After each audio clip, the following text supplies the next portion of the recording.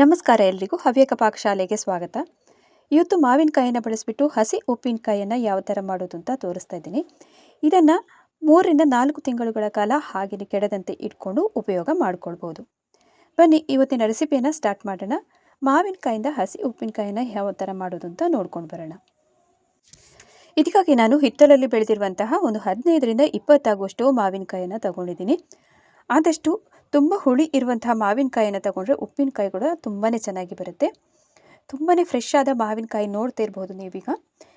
ಇದನ್ನು 3ರಿಂದ 4 ಸಾರಿ ಆದರೂ ಚೆನ್ನಾಗಿ ತೊಳ್ಕೊಳ್ಬೇಕು. ತೊಳೆದಾದ ನಂತರ ನೀರಿನ ಅಂಶ ಎಲ್ಲ ಸ್ವಲ್ಪನೂ ಇಲ್ಲದಂಗೆ ಒಣ ಬಟ್ಟೆಯಲ್ಲೆಲ್ಲ ಒರೆಸಿ ತರಬೇಕು. ಪ್ರತಿಯೊಂದು ಮಾವಿನಕಾಯಿನೂ ಕೂಡ ಅದೇ ರೀತಿಯಾಗಿ ಒಣ ಬಟ್ಟೆಯಲ್ಲಿ ಒರೆಸ್ಕೊಂಡು ತಂದು ಇಟ್ಟಿದ್ದೀನಿ. ಒರೆಸಿ ಎಲ್ಲ ಆದ ನಂತರ ನಾವಿನ್ನೀಗ ಹೆಚ್ಕೊಳ್ಳುವಂತಹ ವಿಧಾನವನ್ನು ಒಂದ್ಸಲಿ ನೋಡ್ಕೊಂಡು ಬರೋಣ. ನೀವು ಈಳಿಗೆ ಮಣೆಯನ್ನಾದರೂ ತಗೊಳ್ಬೋದು ಅಥವಾ ಈ ಥರ ಚಾಕುವಿನಿಂದ ಸಹಾಯದಿಂದ ಆದರೂ ಹೆಚ್ಕೊಳ್ಬೋದು. ಇಲ್ಲಿ ಒಂದು ಮಾವಿನಕಾಯನ್ನು ಈ ಥರ ಕಟ್ ಮಾಡಿಕೊಂಡು ನೋಡಿ, ವಿಡಿಯೋದಲ್ಲಿ ತೋರಿಸಿರುವ ಥರ ಸ್ಕ್ವೇರ್ ಪೀಸಾಗಿ ಕಟ್ ಮಾಡಿದ್ರೆ ಉಪ್ಪಿನಕಾಯಿಗೆ ತುಂಬ ಚೆನ್ನಾಗಿರುತ್ತೆ. ಅಥವಾ ತೀರಾ ಸಣ್ಣಕ್ಕೆ ಪೀಸ್ ಮಾಡಿ ಕೂಡ ಹೆಚ್ಕೊಂಡು ಮಾಡೋದು ಇದೆ, ಹಾಗೆ ಕೂಡ ಮಾಡ್ಕೊಳ್ಬೋದು. ಇಲ್ಲಿ ನಾನು ಸ್ಕ್ವೇರ್ ಪೀಸಾಗಿ ಕಟ್ ಮಾಡ್ಕೊಂಡಿದ್ದೀನಿ. ನೋಡ್ತಿರ್ಬೋದು ವಿಡಿಯೋದಲ್ಲಿ ತೋರಿಸಿರೋ ಥರ ಇದೇ ಥರನೇ ಮಾಡ್ಕೊಂಡ್ರಾಯಿತು. ಪ್ರತಿಯೊಂದು ಮಾವಿನಕಾಯಿಯನ್ನು ಕೂಡ ಅದೇ ರೀತಿಯಾಗಿ ಸಣ್ಣಕ್ಕೆ ಹೋಳನ್ನಾಗಿ ಮಾಡಿಕೊಂಡು ಇಟ್ಕೊಂಡಿದ್ದೀನಿ. ಇನ್ನು ಈ ಥರದ ಕಷಿ ಉಪ್ಪಿನಕಾಯಿಯನ್ನು ನಾವು ಮಾಡಿರೋದ್ರಿಂದ ಇದು ಜಾಸ್ತಿ ಸಮಯಕ್ಕೆ ಉಳಿಯೋದಿಲ್ಲ. ಆದಷ್ಟು ಇದು 3ರಿಂದ 4 ತಿಂಗಳುಗಳ ಕಾಲ ಮಾತ್ರ ಇದು ಉಳಿಯುತ್ತಷ್ಟೇ. ಅಷ್ಟು ಸಮಯಕ್ಕೆ ಬೇಕಾಗುವಷ್ಟು ನಾವು ಉಪ್ಪಿನಕಾಯಿಯನ್ನು ಮಾಡಿ ಇಟ್ಕೊಳ್ಬೋದು. ಈಗ ನೋಡ್ಬೋದು ಎಲ್ಲವನ್ನು ಕೂಡ ಅದೇ ರೀತಿಯಾಗಿ ಹೆಚ್ಕೊಂಡು ಇಟ್ಕೊಂಡಿದ್ದೀನಿ. ಇನ್ನು ಸೈಡಲ್ಲಿರುವಂತಹ ಪೀಸ್ ಕೂಡ ಹಾಗೆಯೇ ಅದೇ ರೀತಿಯಾಗಿ ಸೈಜಲ್ಲಿ ಕಟ್ ಮಾಡ್ಕೊಳ್ಬೇಕು. ಈಗ ನೋಡಿ 15ರಿಂದ 20 ಮಾವಿನಕಾಯಿನ ಕೂಡ ಒಂದೇ ರೀತಿಯಾಗಿ ಸಮನಾಗಿ ಹೋಳನ್ನು ಮಾಡಿ ಇಟ್ಕೊಂಡಿದ್ದೀನಿ. ಇನ್ನು ಇದನ್ನು ಹಾಕ್ಕೊಳ್ಳೋದಕ್ಕೆ ಇಲ್ಲಿ ಗಾಜಿನ ಬಾಟ್ಲನ್ನು ನಾನು ಉಪಯೋಗ ಮಾಡ್ತಾ ಇದ್ದೀನಿ. ಆದಷ್ಟು ಗಾಜಿನ ಬಾಟ್ಲನ್ನೇ ಉಪಯೋಗಿಸಬೇಕಾಗತ್ತೆ ಉಪ್ಪಿನಕಾಯಿ ಎಲ್ಲ ಮಾಡ್ಕೊಳ್ಬೇಕಾದ್ರೆ, ಅಥವಾ ನೀವು ಭರಣಿಯನ್ನಾದರೂ ಉಪಯೋಗ ಮಾಡ್ಕೊಳ್ಬೋದು. ಇಲ್ಲಿ ಗಾಜಿನ ಬಾಟ್ಲನ್ನು ತಗೊಂಡು ಅದಕ್ಕೆ ಒಂದು ಲೇಯರ್ ಆಗಿ ಹೆಚ್ಚಿ ಇಟ್ಟಂತಹ ಮಾವಿನಕಾಯಿ ಹೋಳನ್ನು ಹಾಕಿ ಆದ ನಂತರ ಮೇಲಿಂದ ಉಪ್ಪನ್ನು ಹಾಕ್ಕೊಳ್ಬೇಕು. ಇಲ್ಲಿ ನಾನು ಕಲ್ಲುಪ್ಪನ್ನು ಉಪಯೋಗ ಮಾಡ್ತಾ ಇದ್ದೀನಿ. ಇಲ್ಲಿ ನೋಡ್ಬೋದು 1ರಿಂದ 2 ಹಿಡಿ ಆಗುವಷ್ಟು ಉಪ್ಪನ್ನು ಮೇಲಿಂದ ಹಾಕ್ಕೊಳ್ತಾ ಇದ್ದೀನಿ. ಒಂದು ಲೇಯರು ಉಪ್ಪನ್ನು ನೆಕ್ಸ್ಟ್ ಹಾಕಿ ಆದ ನಂತರ ಮತ್ತೊಂದು ಲೇಯರ್ ಕೂಡ ಮಾವಿನಕಾಯನ್ನು ಹಾಕ್ಕೊಳ್ಬೇಕು. ಮಾವಿನಕಾಯಿ ಹೋಳನ್ನು ಹಾಕಿ ಆದ ನಂತರ ವಾಪಸ್ ಇನ್ನೊಂದು ಲೇಯರು ಉಪ್ಪನ್ನು ಹಾಕ್ಕೊಳ್ಬೇಕು. ಇದೇ ರೀತಿಯಾಗಿ ಪ್ರೊಸೆಸನ್ನು ಕಂಟಿನ್ಯೂಸ್ ಆಗಿ ಮಾಡ್ತಾ ಹೋಗಬೇಕು. ಎಲ್ಲ ಮಾವಿನಕಾಯಿ ಹೋಳುಗಳು ಮುಗಿಯುವಷ್ಟು ಇದೇ ರೀತಿಯಾಗಿ ಮಾಡ್ಕೊಳ್ಬೇಕು. ಇನ್ನೊಂದು ಪ್ರಮುಖ ಅಂಶ ಏನು ಅಂತಂದರೆ, ಆದಷ್ಟು ಗ್ಲಾಸಿನ ಬಾಟ್ಲಲ್ಲೆಲ್ಲ ಹಾಕಬೇಕಾದ್ರೆ ನೀರಿನ ಅಂಶ ಎಲ್ಲ ಸ್ವಲ್ಪನೂ ಇಲ್ದಂಗೆ ನೋಡ್ಕೊಳ್ಬೇಕು. ನಾನೀಗ ಗ್ಲಾಸಿನ ಬಾಟ್ಲಲ್ಲಿ ಫುಲ್ಲಾಗಿ ಹಾಕ್ಕೊಂಡಿದ್ದೀನಿ. ಮೇಲ್ಗಡೆ ಕೂಡ ಉಪ್ಪನ್ನು ಹಾಕ್ಕೊಳ್ಬೇಕು. ಒಂದು ಸ್ವಲ್ಪ 2 ಹಿಡಿ ಆಗುವಷ್ಟು ಹಾಕ್ಕೊಳ್ಬೇಕು ಮೇಲಿನ ಭಾಗಕ್ಕೂ ಕೂಡ. ಈಗ ಒಂದು ಬಾಟ್ಲು ಕಂಪ್ಲೀಟಾಗಿ ತುಂಬಿಸ್ಕೊಂಡಿದ್ದೀನಿ ಎಲ್ಲ. ಇನ್ನು ಇದನ್ನು ಒಂದು ದಿವಸ ಹಾಗೆಯೇ ಬಿಡಬೇಕಾಗತ್ತೆ. ಈಗ ಮುಚ್ಚಳವನ್ನು ಮುಚ್ಚಿ ಇಡೋಣ. ಬಾಕಿ ಇರುವಂತಹ ಈ ಪೀಸನ್ನು ಕೂಡ ಒಂದು ಬಾಟ್ಲಿಗೆ ಹಾಕಿ ಇಟ್ಕೊಳ್ತಾ ಇದ್ದೀನಿ. ಬಾಟ್ಲಿಗೆ ಎಲ್ಲ ಮಾವಿನಕಾಯಿ ಹೋಳನ್ನು ತುಂಬಿಸಿ ಆದ ನಂತರ 24 ಗಂಟೆ ಹೊತ್ತು ನಾವು ಹಾಗೆಯೇ ಬಿಡಬೇಕಾಗತ್ತೆ. ಅಂದರೆ ಒಂದು ದಿವಸ ಹಾಗೆಯೇ ನೀರೆಲ್ಲ ಬಿಟ್ಕೊಳ್ಳುತ್ತೆ, ಉಪ್ಪು ನೀರೆಲ್ಲ. ನೀವೀಗ ನೋಡ್ಬೋದು, ಮಾರನೇ ದಿವಸ ನಾನೀಗ ತೋರಿಸ್ತಾ ಇದ್ದೀನಿ ಮುಚ್ಚಳವನ್ನು ತೆಗೆದು. ಕ್ವಾಂಟಿಟಿ ಕೂಡ ಹಾಗೆಯೇ 3/4 ಅಂಶ ನಾವೀಗ ನೋಡ್ಬೋದು ಅಷ್ಟೇ. ಅದರಲ್ಲಿ ನಾವೀಗ ಫುಲ್ಲು ತುಂಬಿಸಿರ್ತೀವಲ್ಲ, ಅದನ್ನು ಈಗ ಬಾಟ್ಲನ್ನು ತೆಗೆದು ಮುಚ್ಚಳ ತೆಗೆದು ಇನ್ನೊಂದು ಬಾಟ್ಲಿಗೆ ನಾವು ಪ್ಲಾಸ್ಟಿಕ್ ಬಾಟ್ಲಲ್ಲಿ ಹಾಕಿ ಇಟ್ಟಂತಹ ಮಾವಿನಕಾಯಿ ಹೋಳನ್ನು ಇದಕ್ಕೆ ಫಿಲ್ ಮಾಡ್ಕೊಳ್ಬೇಕು. ಆವಾಗ ಸಾಮಾನ್ಯವಾಗಿ ಸ್ವಲ್ಪ ಬಾಕಿ ಇಟ್ಟರೆ ಸಾಕು. ಸ್ವಲ್ಪ 1 ಇಂಚಿನಷ್ಟು ಗ್ಯಾಪು ಬಿಡಬೇಕು. ಅಷ್ಟನ್ನು ಇದಕ್ಕೆ ತುಂಬಿಸ್ಕೊಂಡು ಇಟ್ಕೊಳ್ಬೋದು. 2 ದಿವಸ ಆದ ನಂತರ 3ನೇ ದಿವಸ ನಾವಿದಕ್ಕೆ ಮಸಾಲೆಯನ್ನೆಲ್ಲ ಅರೆದು ಹಾಕ್ಕೊಳ್ಬೋದು. ಈಗ 2ನೇ ದಿವಸ ನಾನು ಹಾಗೆಯೇ ಇಡ್ತಾ ಇದ್ದೀನಿ. 3ನೇ ದಿವಸ ಬೆಳಿಗ್ಗೆ ನಾವಿದನ್ನು ಉಪ್ಪು ನೀರನ್ನು ಮಾಡ್ಕೊಳ್ಬೇಕಾಗತ್ತೆ. ಅದಕ್ಕಾಗಿ ನಾನೀಗ ಕಡು ಉಪ್ಪು ನೀರನ್ನು ಮಾಡ್ಕೊಳ್ಳೋದು ಹೇಗೆ ಅಂತ ತೋರಿಸ್ತಾ ಇದ್ದೀನಿ. ಒಂದು ಮಣ್ಣಿನ ಪಾತ್ರೆಯನ್ನು ತಗೊಂಡಿದ್ದೀನಿ ಇಲ್ಲಿ. ಅದಕ್ಕೆ ಈಗ 1 ಕಪ್ ಆಗುವಷ್ಟು ಉಪ್ಪನ್ನು ಹಾಕ್ಕೊಂಡು 2 ಕಪ್ ಆಗುವಷ್ಟು ನೀರನ್ನು ಹಾಕ್ಕೊಳ್ತಾ ಇದ್ದೀನಿ. ಆದಷ್ಟು ಕಡು ಉಪ್ಪು ನೀರೆಲ್ಲ ಮಾಡ್ಕೊಳ್ಬೇಕಾದ್ರೆ ಈ ಥರದ ಮಣ್ಣಿನ ಪಾತ್ರೆಯಲ್ಲಿ ಮಾಡೋದ್ರಿಂದ ತುಂಬಾ ಒಳ್ಳೆಯದು. ಈಗ ಇದು ಒಂದು ಕುದಿ ಬರಬೇಕು. ಅಷ್ಟು ಹೊತ್ತು ನಾವಿದನ್ನು ಈಗ ಬಿಸಿ ಮಾಡ್ಕೊಳ್ಬೇಕಾಗತ್ತೆ. ನೋಡಿ, ಈಗಾಗಲೇ ಒಂದು ಕುದಿ ಬಂದಿದೆ. ಇನ್ನು ಸ್ಟವನ್ನು ಆಫ್ ಮಾಡಿಕೊಂಡು ಕಂಪ್ಲೀಟಾಗಿ ಕೂಲ್ ಆಗೋದಕ್ಕೆ ಬಿಡಬೇಕು. ಅಷ್ಟು ಹೊತ್ತಲ್ಲಿ ನಾವು ಬಾಕಿ ಪ್ರೋಸೆಸ್ಸನ್ನೆಲ್ಲ ಮಾಡೋಣ. ನಾನಿಲ್ಲಿ 3ನೇ ದಿವಸದ ಉಪ್ಪಿನಕಾಯಿ ಹೋಳು ಅಂದರೆ ಮಾವಿನಕಾಯಿ ಹೋಳನ್ನು ತೋರಿಸ್ತಾ ಇದ್ದೀನಿ. ನೋಡ್ಬೋದು ನೀವೀಗ ಅದರಲ್ಲೀಗ ಉಪ್ಪು ನೀರೆಲ್ಲ ತುಂಬ ಚೆನ್ನಾಗಿ ಬಿಟ್ಕೊಂಡಿರುತ್ತೆ.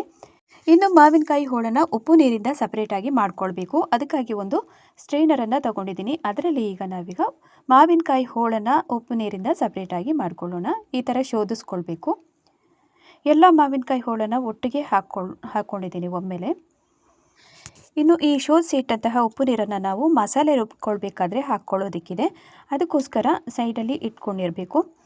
ಇನ್ನು ಶೋಧಿಸಿ ಇಟ್ಟಂತಹ ಮಾವಿನಕಾಯಿ ಹೋಳು ಕೂಡ ಅದರಲ್ಲಿ ಚೆನ್ನಾಗಿ ಉಪ್ಪಿನ ನೀರಿನ ಅಂಶ ಎಲ್ಲ ಸ್ವಲ್ಪನೂ ಇಲ್ಲದಂಗೆ ಒಂದು ಸೈಡಲ್ಲಿ ಇಟ್ಕೊಳ್ಳೋಣ. ಅದನ್ನು ಕೂಡ ಯಾವ ಪಾತ್ರೆಯಲ್ಲೇ ಆಗಲಿ ಈ ಥರ ಸ್ಟ್ರೈನರಲ್ಲೇ ಆಗಲಿ ಸ್ವಲ್ಪನೂ ನೀರಿನ ಅಂಶ ಎಲ್ಲ ಇರಬಾರ್ದು. ಆ ಥರ ನಾವು ಗಮನ ವಹಿಸಬೇಕಾಗುತ್ತೆ. ಈ ಉಪ್ಪಿನಕಾಯಿ ಎಲ್ಲ ಮಾಡ್ಕೊಳ್ಬೇಕಾದ್ರೆ ಅದೊಂದು ತುಂಬಾ ಇಂಪಾರ್ಟೆಂಟ್ ಆಗಿರುತ್ತೆ.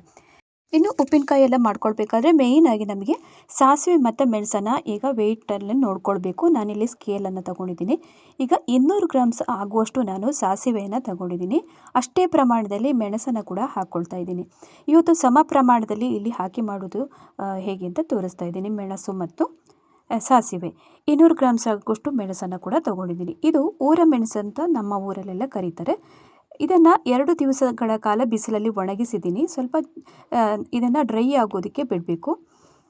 ನೋಡ್ಬೋದು ತೊಟ್ಟನ್ನೆಲ್ಲ ತೆಗೆದು ಚೆನ್ನಾಗಿ ಬಟ್ಟೆಯಲ್ಲಿ ಒರೆಸಿ ಆದ ನಂತರ 2 ಬಿಸಿಲಲ್ಲಿ ಒಣಗಿಸಿ ಮಿಕ್ಸಿ ಜಾರಲ್ಲಿ ಈಗ ಹಾಕಿ ಪುಡಿ ಮಾಡ್ಕೊಳ್ಳೋಣ. ಒಣಗಿದಂತಹ ಈ ಕೆಂಪು ಮೆಣಸನ್ನು ಮಿಕ್ಸಿ ಜಾರಲ್ಲಿ 2 ಭಾಗವಾಗಿ ನಾನೀಗ ಹಾಕ್ಕೊಳ್ತಾ ಇದ್ದೀನಿ. ಈ ಥರದ ಮೆಣಸು ಇಲ್ಲ ಅಂತಂದರೆ ಹರೇಕಳ ಮೆಣಸು ಅಂತ ಬರುತ್ತೆ, ಪ್ರೊವಿಷನ್ ಸ್ಟೋರಲ್ಲೆಲ್ಲ ಸಿಗುತ್ತೆ ಹೆಚ್ಚಾಗಿ. ಅದನ್ನೇ ಉಪ್ಪಿನಕಾಯಿಗೆ ಹಾಕಿದರೆ ತುಂಬಾ ಚೆನ್ನಾಗಿ ಉಪ್ಪಿನಕಾಯಿ ರುಚಿ ಕೂಡ ಬರುತ್ತೆ. ಮೆಣಸಿನ ಪುಡಿಯನ್ನೆಲ್ಲ ಮಾಡಿ ಆದ ನಂತರ ಒಂದು ಪಾತ್ರೆಗೆ ಹಾಕಿ ಇಟ್ಕೊಳ್ಳೋಣ. ನೆಕ್ಸ್ಟ್ ಈಗ ಸಾಸಿವೆಯನ್ನು ಕೂಡ ಅದೇ ರೀತಿಯಾಗಿ ಹಸಿಯಾಗಿ ಹುಡಿ ಮಾಡ್ಕೊಳ್ಬೇಕು. ಯಾವುದನ್ನು ಕೂಡ ಹುರಿದು ಮಾಡೋದಿಲ್ಲ. ಇಲ್ಲಿ ಹಸಿ ಉಪ್ಪಿನಕಾಯಿಯನ್ನು ನಾವೀಗ ಮಾಡಿರೋದ್ರಿಂದ ಪ್ರತಿಯೊಂದನ್ನು ಕೂಡ ಹಸಿಯಾಗಿ ಹಾಕ್ತಾ ಇದ್ದೀವಿ. ಫೈನಾಗಿ ಪುಡಿ ಮಾಡಿದಂತಹ ಸಾಸಿವೆಯನ್ನು ನಾವು ಮೆಣಸಿನ ಪುಡಿ ಹಾಕಿದಂತಹ ಪಾತ್ರೆಗೆ ಹಾಕಿ ಇಟ್ಕೊಳ್ಬೇಕು. ಈಗ ಪುಡಿ ಮಾಡಿದಂತಹ ಸಾಸಿವೆಯನ್ನು ತೋರಿಸ್ತಾ ಇದ್ದೀನಿ. ಇದನ್ನು ಮೆಣಸಿನ ಪುಡಿಯ ಪಾತ್ರೆಗೆ ಹಾಕಿ ಒಂದು ಸೈಡಲ್ಲಿ ಇರಲಿ. ಇನ್ನು ಕಡು ಉಪ್ಪು ನೀರು ಇದು ಕಂಪ್ಲೀಟಾಗಿ ಕೂಲಾಗಿದೆ. ಕೂಲಾದ ಬಳಿಕ ನಾನೀಗ ತೋರಿಸ್ತಾ ಇದ್ದೀನಿ. ಇನ್ನು ಮಾವಿನಕಾಯಿಯನ್ನು ಶೋಧಿಸಿ ಇಟ್ಟಂತಹ ನೀರಿದೆಯಲ್ಲ, ಆ ನೀರಿಗೆ ನಾವಿನ್ನೀಗ ಕಡು ಉಪ್ಪು ನೀರನ್ನು ಹಾಕ್ಕೊಳ್ಬೇಕು. ಎರಡನ್ನು ಕೂಡ ಮಿಕ್ಸ್ ಮಾಡ್ಕೊಳ್ಬೇಕು. ನಾವೀಗ ಬರೀ ಮಾವಿನಕಾಯಿ ಹೋಳಿನಲ್ಲಿರುವಂತಹ ಉಪ್ಪು ನೀರು ಸಾಕಾಗಲ್ಲ, ಮೇಲಿಂದ ಉಪ್ಪು ನೀರನ್ನು ಹಾಕ್ಕೊಳ್ಬೇಕಾಗತ್ತೆ. ಅದಕ್ಕಾಗಿ ಕಡು ಉಪ್ಪು ನೀರನ್ನು ಮಾಡಿ ಹಾಕ್ಕೊಳ್ಳುವಂಥದ್ದು. ಈಗ ಅಡಿ ಭಾಗದಲ್ಲಿರುವಂತಹ ಉಪ್ಪನ್ನು ನೋಡ್ಬೋದು. ಅದನ್ನು ಇನ್ನೀಗ ಪದಾರ್ಥ ಎಲ್ಲ ಮಾಡ್ಕೊಳ್ಬೇಕಾದ್ರೆ ಹಾಕ್ಕೊಳ್ಬೋದು. ಈಗ ಮೆಣಸು ಮತ್ತು ಸಾಸಿವೆ ರುಬ್ಬಿದಂತಹ ಈ ಹುಡಿ ಇದೆಯಲ್ಲ, ಅದನ್ನು ಒಮ್ಮೆ ಮಿಕ್ಸ್ ಮಾಡಿ ಆದ ನಂತರ ಉಪ್ಪು ನೀರನ್ನು ಈ ಮೇಲಿಂದ ಹಾಕ್ಕೊಳ್ಬೇಕು. ಸರಿ ಮುಳುಗುವಷ್ಟು ಉಪ್ಪು ನೀರನ್ನು ಹಾಕಿ ಸರಿಯಾಗಿ ಮಿಕ್ಸ್ ಮಾಡಿ ಆದ ನಂತರ ಇದನ್ನು ಮುಚ್ಚಳವನ್ನು ಮುಚ್ಚಿ 10 ನಿಮಿಷ ಹಾಗೆಯೇ ನೆನೆಯೋದಕ್ಕೆ ಬಿಡಬೇಕಾಗುತ್ತೆ. 10 ನಿಮಿಷ ನೆಂದರೆ ಸಾಕಾಗುತ್ತೆ. ಮೆಣಸಿನ ಪುಡಿ ಆಗಿರ್ಬೋದು, ಸಾಸಿವೆ ಪುಡಿ ಎಲ್ಲ ಚೆನ್ನಾಗಿ ಅದು ಉಪ್ಪು ನೀರೆಲ್ಲ ಎಳ್ಕೊಳ್ಳುತ್ತೆ. ಅಷ್ಟು ಹೊತ್ತು ನೆನೆಯೋದಕ್ಕೆ ಬಿಡಬೇಕಾಗುತ್ತೆ. 10 ನಿಮಿಷದಿಂದ 1/4 ಗಂಟೆ ಆದರೂ ಅಡ್ಡಿ ಇಲ್ಲ. ಈಗ 1/4 ಗಂಟೆ ಆದ ನಂತರ ನಾನೀಗ ತೋರಿಸ್ತಾ ಇದ್ದೀನಿ. ಚೆನ್ನಾಗಿ ಇದು ಮೆಣಸಿನ ಪುಡಿ ಆಗಿರ್ಬೋದು, ಸಾಸಿವೆ ಪುಡಿ ಎಲ್ಲ ನೆಂದಿದೆ. ಈಗ ಇನ್ನೊಮ್ಮೆ ಸರಿಯಾಗಿ ಮಿಕ್ಸ್ ಮಾಡಿ ಆದ ನಂತರ ಮಿಕ್ಸಿ ಜಾರಲ್ಲಿ ಹಾಕಿ ರುಬ್ಕೊಳ್ಬೇಕು. ಉಪ್ಪು ನೀರನ್ನು ಹಾಕಿ ರುಬ್ಕೊಳ್ಬೇಕಾಗತ್ತೆ. ನುಣ್ಣಗೆ ರುಬ್ಕೊಳ್ಬೇಕು. ಈ ಸರಿ ಮಿಕ್ಸಿಗೆ ಹಾಕಿ ಆದಂತಹ ಈ ಮಿಶ್ರಣವನ್ನು ನೈಸಾಗಿ ನುಣ್ಣಗೆ ರುಬ್ಬಿ ಆದ ನಂತರ 1ನೇ ಬ್ಯಾಚ್ ಇದ್ದು ತೋರಿಸ್ತಾ ಇದ್ದೀನಿ. ಇದನ್ನು ಇನ್ನೀಗ ಒಂದು ಪಾತ್ರೆಗೆ ಹಾಕ್ಕೊಳ್ಳೋಣ. ನೆಕ್ಸ್ಟು 2ನೇ ಬ್ಯಾಚಲ್ಲಿ ರುಬ್ಕೊಳ್ಳುವಾಗ ಸ್ವಲ್ಪ ಹಳದಿ ಪೌಡರ್ ಅಥವಾ ಅರಿಶಿಣವನ್ನು ಹಾಕ್ಕೊಳ್ಬೇಕು ಇದಕ್ಕೆ.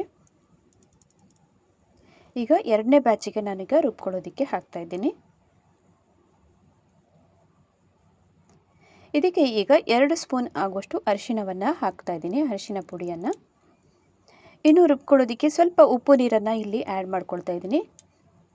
ಉಪ್ಪು ನೀರನ್ನು ಹಾಕಿ ಆದ ನಂತರ ನುಣ್ಣಗೆ ರುಬ್ಕೊಂಡು ತರಬೇಕೀಗ.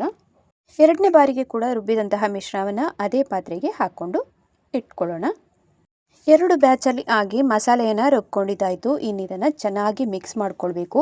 ನಾವೀಗಲೇ 2ನೇ ಬಾರಿಗೆ ಹಳದಿ ಪೌಡರ್ ಅಥವಾ ಅರಿಶಿಣವನ್ನೆಲ್ಲ ಹಾಕ್ಕೊಂಡಿದ್ದೀವಲ್ಲ, ಅದು ಎಲ್ಲ ಮಸಾಲೆಗೂ ಸರಿಯಾಗಿ ಹೊಂದ್ಕೊಳ್ಬೇಕು. ಹಾಗಾಗಿ ಚೆನ್ನಾಗಿ ಮಿಕ್ಸ್ ಮಾಡ್ಕೊಳ್ಬೇಕಾಗುತ್ತೆ. ಚೆನ್ನಾಗಿ ಮಿಕ್ಸ್ ಮಾಡಿ ಆದ ನಂತರ ಇದನ್ನೊಂದು ಸೈಡಲ್ಲಿ ಇಟ್ಟಿರೋಣ.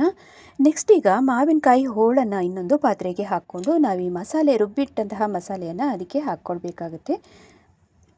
ಈಗ ನೋಡ್ಬೋದು ಚೆನ್ನಾಗಿ ಮಿಕ್ಸ್ ಮಾಡ್ಕೊಂಡಿದ್ದೀನಿ. ಒಂದು ಸೈಡಲ್ಲಿ ಇಡ್ತಾ ಇದ್ದೀನಿ. ಇನ್ನೀಗಾಗಲೇ ನಾವಾಗಲೇ ಶೋಧಿಸಿ ಇಟ್ಟಂತಹ ಮಾವಿನಕಾಯಿ ಹೋಳನ್ನು ಇನ್ನೊಂದು ಪಾತ್ರೆಗೆ ಹಾಕ್ಕೊಳ್ತಾ ಇದ್ದೀನಿ. ಮಾವಿನಕಾಯಿ ಹೋಳನ್ನು ಹಾಕಿ ಆದ ನಂತರ ರುಬ್ಬಿಟ್ಟಂತಹ ಮಸಾಲೆಯನ್ನು ಹಾಕಿ ಚೆನ್ನಾಗಿ ಮಿಕ್ಸ್ ಮಾಡ್ಕೊಳ್ಬೇಕು. ಹಸಿ ಉಪ್ಪಿನಕಾಯಿ ಎಲ್ಲ ಮಾಡ್ಕೊಳ್ಬೇಕಾದ್ರೆ ಮಾವಿನಕಾಯಿದು ಇಷ್ಟೇ ಮಾಡ್ಕೊಳ್ಳೋದು. ಇದನ್ನು ಇನ್ನೀಗ ಸರಿಯಾಗಿ ಮಿಕ್ಸ್ ಮಾಡಿ ಆದ ನಂತರ ಒಂದು ಗಾಜಿನ ಬಾಟ್ಲಲ್ಲಾದರೂ ತುಂಬಿಸಿ ಇಡ್ಬೋದು, ಅಥವಾ ನೀವು ಭರಣಿಯಲ್ಲಾದರೂ ತುಂಬಿಸಿ ಇಟ್ಕೊಳ್ಬೋದು. ನಾನಿಲ್ಲಿ ಇವತ್ತು ಉಪ್ಪಿನಕಾಯನ್ನು ಹಾಕ್ಕೊಳ್ಳೋದಕ್ಕೆ ಭರಣಿಯನ್ನು ಯೂಸ್ ಮಾಡ್ತಾ ಇದ್ದೀನಿ. ಇದಕ್ಕೆ ಇನ್ನೂ ಬೇರೆ ಏನನ್ನು ಆ್ಯಡ್ ಮಾಡುವಂಥದ್ದಿಲ್ಲ, ಇಷ್ಟನ್ನೇ ಮಾಡುವಂಥದ್ದು. ಸರಿಯಾಗಿ ಮಿಕ್ಸ್ ಮಾಡಿಕೊಂಡ್ರೆ ಆಯಿತು. ಆದಷ್ಟು ನೀರು ಮಾಡ್ಕೊಳ್ಬಾರ್ದು, ಸ್ವಲ್ಪ ಸಮಯ ಇಟ್ಕೊಳ್ಬೋದು ಅಷ್ಟೇ. 4 ತಿಂಗಳಿಗಿಂತ 5 ತಿಂಗಳಾದರೂ ಇಟ್ಕೊಂಡು ಇದನ್ನು ಯೂಸ್ ಮಾಡ್ಕೊಳ್ಬೋದು. ನೋಡಿ, ಭರಣಿಯನ್ನು ಚೆನ್ನಾಗಿ ಒರೆಸ್ಕೊಂಡಿದ್ದೀನಿ. ಒಣಗಿಸಿ ಒಣ ಬಟ್ಟೆಯಲ್ಲಿ ಒರೆಸ್ಕೊಂಡು ತಂದಿದ್ದೀನಿ. ಇನ್ನು ಸ್ವಲ್ಪ ಸ್ವಲ್ಪನೇ ಉಪ್ಪಿನಕಾಯನ್ನು ಹಾಕ್ಕೊಂಡು ಬರೋಣ.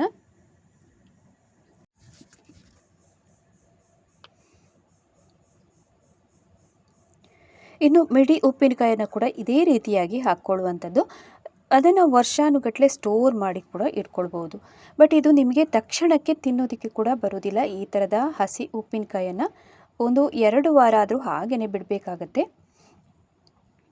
ಈಗ ಎಲ್ಲ ಭರಣಿಗೆ ತುಂಬಿಸಿ ಆದ ನಂತರ ಉಪ್ಪಿನಕಾಯಿನ ಮೇಲಿಂದ ಮುಚ್ಚಳವನ್ನು ಮುಚ್ಚಿ ಇನ್ನೊಂದು ಬಟ್ಟೆಯನ್ನು ಕೂಡ ಇದರ ಮೇಲಿಂದ ಕಟ್ಟಿ ಕವರ್ ಮಾಡ್ಕೊಳ್ಬೇಕಾಗತ್ತೆ. ಹೀಗೆ ಮಾಡೋದ್ರಿಂದ ಎಷ್ಟು ಸಮಯ ನಾವು ಶೇಖರಿಸಿ ಇಡ್ತೀವೋ ಅಷ್ಟು ಸಮಯ ತುಂಬ ಚೆನ್ನಾಗಿ ಉಪ್ಪಿನಕಾಯಿ ಕೂಡ ಉಳ್ಕೊಳ್ಳುತ್ತೆ. ಯಾವುದೇ ರೀತಿಯಾದಂತಹ ಕ್ರಿಮಿ ಕೀಟ ಎಲ್ಲ ಹೋಗೋದಿಲ್ಲ. ಈ ಥರ ಭದ್ರತೆಯನ್ನು ಮಾಡಿಕೊಳ್ಬೇಕು. ಬಟ್ಟೆಯನ್ನು ಈ ಥರ ಕಟ್ಟಿ ಚೆನ್ನಾಗಿ ಟೈಟಾಗಿ ಈ ಥರ ದಾರದಿಂದ ಕಟ್ಕೊಂಡ್ರೆ ನಿಮಗೆ ನೀವು ಎಷ್ಟು ಸಮಯ ಇಟ್ಕೊಳ್ತೀರೋ, ಅಥವಾ ಒಂದು 3 ರಿಂದ 4 ತಿಂಗಳಾದರೆ ಅಷ್ಟು ಸಮಯ ಚೆನ್ನಾಗಿ ಉಳ್ಕೊಳ್ಳುತ್ತೆ. ಮಿಡಿ ಉಪ್ಪಿನಕಾಯಿ ಮಾಡಿದರೂ ಕೂಡ ಇದೇ ವಿಧಾನದಲ್ಲಿ ನಾವು ಮಾಡಿಕೊಂಡ್ರೆ ತುಂಬ ಸಮಯ ನಾವು ಸ್ಟೋರ್ ಮಾಡಿ ಕೂಡ ಇಟ್ಕೊಳ್ಬೋದು. ಈಗ ನೋಡ್ಬೋದು, ಸರಿಯಾಗಿ ಟೈಟಾಗಿ ಬಟ್ಟೆಯಿಂದ ಕವರ್ ಮಾಡ್ಕೊಂಡಿದ್ದೀನಿ ಹಗ್ಗವನ್ನು ಕಟ್ಟಿ. ಇನ್ನು ಆಗಲೇ ಉಳಿದಿರುವಂತಹ ಸ್ವಲ್ಪ ಉಪ್ಪಿನಕಾಯಿಯನ್ನು ನಾವೇನೀಗ ದಿನನಿತ್ಯದ ಬಳಕೆಗೆ ಉಪಯೋಗ ಮಾಡ್ಕೊಳ್ಬೋದು. ಅದಕ್ಕಾಗಿ ನಾನು ಸ್ವಲ್ಪ ಉಪ್ಪು ನೀರನ್ನು ಮತ್ತೆ ಆ್ಯಡ್ ಮಾಡ್ಕೊಳ್ತಾ ಇದ್ದೀನಿ. ಈಗ ನಾವು ಭರಣಿಯಲ್ಲಿ ತುಂಬಿಸಿಟ್ಟಂತಹ ಉಪ್ಪಿನಕಾಯಿಯನ್ನು ಕೂಡ ಹಾಗೆಯೇ ಹೊರಗಡೆ ತೆಗಿಬೇಕಾದ್ರೆ ಸ್ವಲ್ಪ ಉಪ್ಪು ನೀರನ್ನು ಹಾಕ್ಕೊಳ್ಬೋದು. ಅಂದರೆ ಗಟ್ಟಿಯಾಗಿ ನಾವು ಹಾಕಿರ್ತೀವಲ್ಲ, ಅದು ಸ್ವಲ್ಪ ನೀರು ಮಾಡಿಕೊಂಡ್ರೆ ನಮಗೆ ಊಟಕ್ಕೆ ತುಂಬಾ ಚೆನ್ನಾಗಿರುತ್ತೆ. ಈಗ ನೀರು ಮಾಡಿದಂತಹ ಉಪ್ಪಿನಕಾಯಿನ ಕೂಡ ನಾವು ಯಾವತ್ತೂ ಉಪಯೋಗ ಮಾಡುವಂತಹ ಭರಣಿಗೆ ಹಾಕ್ತಾ ಇದ್ದೀನಿ. ಸೂಪರ್ ಆದಂತಹ ಹಸಿ ಉಪ್ಪಿನಕಾಯಿಯನ್ನು ಹೇಗೆ ಮಾಡೋದು ಅಂತ ನೋಡ್ಕೊಂಡು ಬಂದ್ರಿ ಅಲ್ವಾ ಮಾವಿನಕಾಯಿಯಿಂದ. ಇದನ್ನು ಮನೆಯಲ್ಲಿ ನೀವು ಕೂಡ ಇದೇ ರೀತಿಯಾಗಿ ಟ್ರೈ ಮಾಡಿ ನೋಡಿ, ಕಮೆಂಟ್ ಮಾಡಿ ತಿಳಿಸಿ ನನಗೆ ನಿಮ್ಮ ಅನಿಸಿಕೆ ಅಭಿಪ್ರಾಯಗಳನ್ನು. ಇದೇ ರೀತಿಯಾಗಿ ಹಲವಾರು ಒಳ್ಳೊಳ್ಳೆ ವೀಡಿಯೋಸ್ಗಳನ್ನು ಹಾಕ್ತಾನೆ ಇರ್ತೀನಿ. ಹವ್ಯಕ ಪಾಕಶಾಲೆಯಲ್ಲಿ ಇನ್ನೊಂದು ಹೊಸ ರುಚಿಯೊಂದಿಗೆ ಮತ್ತೊಮ್ಮೆ ಭೇಟಿಯಾಗ್ತೀನಿ ಅಂತ ಹೇಳ್ತಾ ಅಲ್ಲಿ ತನಕ ನಮಸ್ಕಾರ.